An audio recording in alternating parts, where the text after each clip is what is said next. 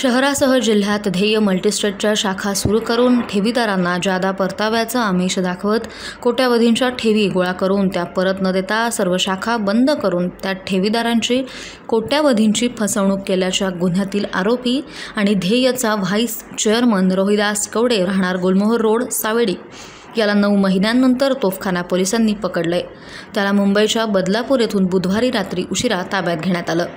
जिल्ह्यात अनेक ठिकाणी ध्येय मल्टीस्टेट्सच्या शाखा सुरू करून 112 ठेवीदारांच्या 5,72,65,00,000 रुपयांचा अपहार केल्याप्रकरणी ठेवीदार सुजाता संदीप नेवसे राहणार शिंदेमळा सावेडी यांनी दिलेल्या फिर्यादीवरून पतसंस्थेचा चेअरमन विशाल भागानगरे राहणार पंचपीर चावडी माळीवाडा, व्हाईस चेअरमन रोहिदास कवडे, संचालक आणि CEO राहुल कराळे राहणार टोकेवाडी तालुका नगर यांच्यासह 4 संचालक अशा 7 जणांविरुद्ध तोफखाना ठाण्यात गुन्हा नोंदवला आहे।